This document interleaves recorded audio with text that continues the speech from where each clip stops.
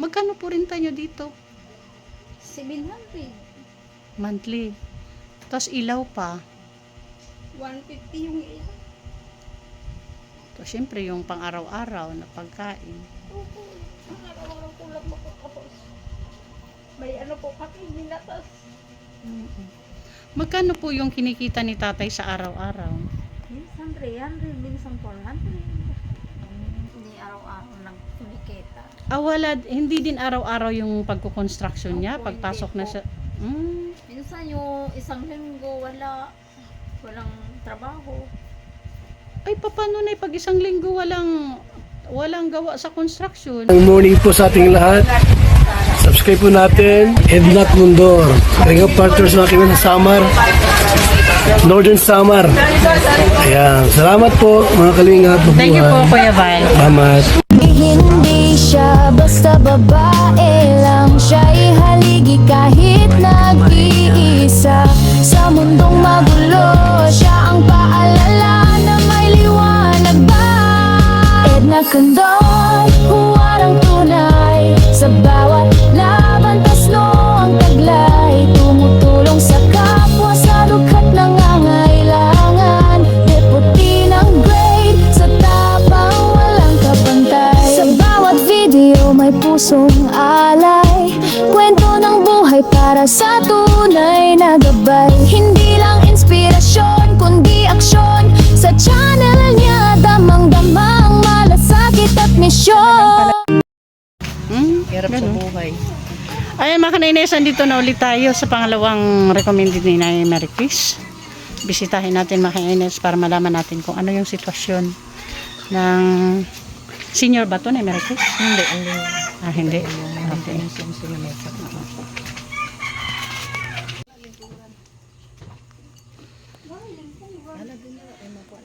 Gandang umaga po.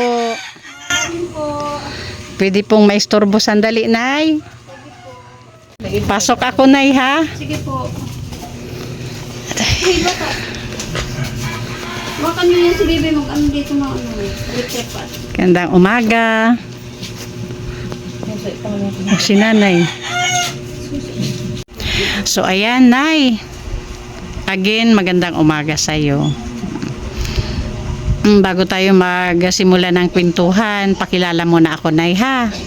Ako po si Edna Condor from Kalingap. Kalingap partner po ako dito sa Northern Samar. Apo. Kami po yung pumupunta sa mga barangay para bisitahin yung mga taong alam namin kailangan mabisita ng Kalingap. At syempre priority namin yung mga recommended sa amin. Kasi iniisip namin pag recommended sa amin, ibig sabihin nakitaan ng volunteer namin na kailangan talaga mabisita or kailangan ng tulong. Kaya andito po ako ngayon sa iyo. Ano po pangalan ni Nanay? Layla. Apelyido po. Belyo Lokban.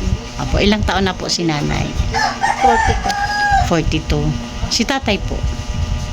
49. Asan po si Tatay? Nasa ano po, trabaho. Saan po nagtatrabaho si Tatay? Ito sa San Roque Construction. Sa construction. Extra lang. Ilan po anak nila, Nanay at Tatay? 3. 3. Nag-aaral na po? 2 yung nag-aaral. 4 and 3. Okay. Nanay, sa tingin mo, bakit po kaya napasama ka sa recommended ni Nanay Mary Chris? Kasi po hirap po kami. Ano lang po kami, nagrinta ko lang yung kita. Nagre-renta kayo dito? Magkano po renta nyo dito? 700. Monthly. Tapos ilaw pa. 150 yung ilan. Tapos syempre yung pang araw-araw na pagkain. Opo. Ang araw-araw ko lang makakapos. May ano po kami, minatas. Magkano po yung kinikita ni Tatay sa araw-araw? Minsan 300, minsan 400.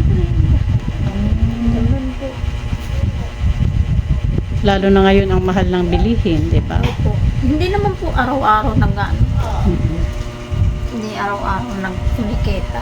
Wala, hindi din araw-araw yung pagkukonstruction niya, Opo, pagpasok hindi na po. siya. Minsan yung isang linggo walang trabaho. Ay, paano na pag isang linggo walang gawa sa construction? Nag-ano lang po siya dito pag may na-extra siya nag-ano ng tricycle, ganun po. Pag meron, pumapasada siya. Pumapasada. Yung boundary, yung sinasabing Opo. nagbaboundary. Meron talaga, ano. Nabanggit po sa akin kanina na hindi po kayo taga rito. Taga rito po. Taga rito kayo, pero Pambuhan. Opo. Wala na po kami bahay. Simula nung umalis kami dito, pumunta kami ng Bulacan.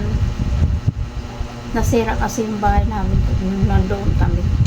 Pag uwi namin, wala na po kami bahay. ibig sabihin galing kayong Opo, Bulacan. galing po kami Bulacan. So kakauwi lang nyo dito. Opo, pauwi lang namin. So pag uwi nyo dito, nagrenta na kayo. Opo. Okay. So, nanay, paano mo maidi-describe yung araw-araw na kahirapan dahil sa hindi permanenteng trabaho ni tatay? Naman po, ano po kami, binabudget na lang po ang kita niya. Kung magkaano kita niya, ganun po. Ginaano lang namin bibili bigas, ulamin kahit tuyo lang, ganun. Binabudget na lang. May nagagatas ka pa na anak? Meron po yung bunso. Yung bunso. Kasi may nakita akong battle daw ng gatas. Ayun daw mga kanainis. May nakita Nagagatas po ko. Kaya sabi ko may nagagatas pa na bata. Magdadalawang taon pa lang yun. Yung pangatlo mong anak. Ano po yung pangatlo. Ikaw po nanay, ano po yung hanap buhay na pinagkakalibangan mo? Wala po kasi may sakit po ako. May sakit ka din? Opo. Ano po yung ano mo na Sa baga po yung sakit ko kaya wala po akong trabaho. meron ka sa baga? Opo. Bakit po nanay ka nagmamask? Yung mga anak mo andito. May mas naman po ako pero hindi nag-ano naman. Di naman Pero may sinabi. medication ka? Meron po. May maintenance ka Meron araw-araw? po. Nakakuha po ako ng maintenance sa barangay. Kumukuha ka lang. Good. Kasi mayroon naman, di ba talaga? Opo. Libre po yung Libre po. Libre yan. Ano lang, kailangan lang. Naalala ko tuloy si Miguel. Di ba si Miguel? O yung dito sa malapit sa inyo? Yung tinutukan niya namin ni Ma'am Hawaii. Pero sayang talaga. Mayroon niya, di ba, nakukuha. Mabuti naman po. So, ilang buwan ka na nagme-medication? 4 pa lang. 4 pa lang. Pero, walang paltos, sunod-sunod. Wala po. Good. Tama yan. Ganda yan. So, ibig mong sabihin, yung medication mo ngayon is maganda naman, tuloy-tuloy. Opo, tuloy-tuloy naman. Kaya lang hindi ka pa pwede talaga magtrabaho hanggang sa totally matapos yung medication mo. Okay. 1 year wala akong trabaho. So, kumusta naman yung pakiramdam mo mula nang mag-medication ka? Okay naman. Okay na. Kasi yung sinasabi ko kay Miguel dati, na kailangan dire-diretso para sigurado ka na dire-diretso din yung paggaling mo. Diba? So, okay na talaga yung pakiramdam mo ngayon. Okay naman. Kailan ka matatapos sa medication mo na yan? July. Ngayong July na. Diba? Hindi naman bilis lang, diba? Alis lang. July matapos na. Pero, nanay, advice lang kasi may baby ka. Palagi pa din magmamask, lalo na pag andito yung mga baby mo. Lalo na ang baby, yung yung maliit mo, yung nagagatas pa. Palagi pa din para lang masiguro habang hindi ka pa tapos mag-medication para sa safety na din ni baby mo. Kasi hindi natin masabi, although nagtuloy-tuloy yung medication mo, para lang sigurado para sa baby mo, 'di ba? Pero sa tingin ko naman sa'yo, okay na. Hindi na nga ako inubo. Diba? Maganda yan kasi pag dari-diretso talaga, mabilis lang yan. Naalala ko tuloy si Miguel Naalala ko talaga si Miguel, Dalawa sayang yung yun. maintenance ko sa diabetic. Tapos yung Ay, diabetic ka din? opo, diabetic din. Wala nga yung yung sa sugar. Di ako nakakuha yung nagamot sa sugar. Pero mayroon din, di ba, dyan? Wala daw eh. Wala ngayon? Wala sa center. Pero namomonitor mo yung mo sa sugar. Hindi ko pa na Kailangan i-monitor mo din. Balik po sa doon sa center. Mm-mm. June 5. follow-up check-up po. Ay, good. Yun yung maganda. Yung talagang tinututukan yung gamutan. Kasi para sa'yo din naman yan, di Kaya ba? nga po. Sayang kasi. So, Nanay, sa ngayon may dala kaming bigas. Ayan kay Nay Mary Chris. Siyempre, on duty ngayon si Nay Mary Chris. Oh. Naka-relax na eh. Oo, nakarelax. Bukas kape ko Ayan. naman. May bigas tayo. Galing po kay Sis Beth Jones. Ano po, may gusto ka pong sabihin kay Sis Beth Jones? Maraming salamat po, sis. Sis Beth Sis Bicho. Jones. So, ayan, Sis Beth, thank you sa walang sawang pabigas. Ayun. Oo. So, Nay, matanong lang kita. Sa ngayon, kung halimbawa may gustong magbigay ng tulong sa inyo, sa pamilya mo, ano po kaya sa tingin mo yung pinakakailangan mong tulong? Ano po, sana po magkaroon po ng sariling bahay po kami. Yun lang po naman yung namin, titirahan namin. Kasi mahirap pag ganito yung upahan ko la. Tapos yung kita, hindi sapat. Tapos magbabayad pa kami ng renta. Mahirap po. Oo. Hirap talaga ang pangrenta lang. Kasi yung pangrenta dapat, kahit maliit lang na bahay, okay na yan. Kaysa magrerenta buwan-buwan, pangkain na yan, panggastos na yan ng pamilya. Kung halimbawa man, Nanay, mag-grant yung hinihingi mong tulong pabahay, pakubo, sabihin na natin pakubo. Sa tingin mo, may lupa kayo na pwedeng pagtirikan? Dito po sana tinitirikan dito pero hindi naman po sarili lupa namin. Ibig mo sabihin yung mga lupa dito, pwedeng kahit sino pwedeng magtayo ng bahay? Basta magpaalam sa may-ari. Ah, may renta ba dito pag mag-tayo ka ng bahay? May renta po. Magkano? 400 a year. 400 na yun. Taon na yun, hindi monthly. Okay. Okay. So, ayun mga kanay-nice. Nanay, pray lang tayo ha. Tulungan lang tayo mag-pray na sana may makarinig. At matulungan, maigrant yung tulong na hinihingi mo. Para kahit pa paano, makaraos na Ano po? doon sa pagririnta. Makarao sa pagrerenta. Okay, ayan mga kanay-nice, Kalinga Partner, klaro po yung kailangan tulong ni Nanay sa ngayon para sa kanyang pamilya. Dahil sa sobrang kulang ng kinikita ni Mister, ramdam nila yung hirap sa pagrerenta ng bahay. So ayan mga kanay-nice, sana lang talaga matulungan nyo kami mag-pray na matupad yung kahilingan ni Nanay. Pinakakailangan nilang tulong sa ngayon. Okay. Nanay, meron lang pala ako iklaro. Yung process po ng vlogging ko. I-upload ko po ito sa video. I-upload ko po ito sa YouTube channel ko. Yes po. Ang purpose po nito is para makita po ng ating mga kababayan o sino pa man na gustong tumulong sa iyo na makakapanood. So, okay lang ba ito sa inyong mag-asawa? Opo naman. Mga kapatid, wala bang tututol po dito? Wala po. Oo. Sa mga anak. Wala naman. Oo. Kasi umaabot po kami sa point na may nagpapadelete po ng mga video. Lalo na pag na-upload na namin sa Facebook o YouTube.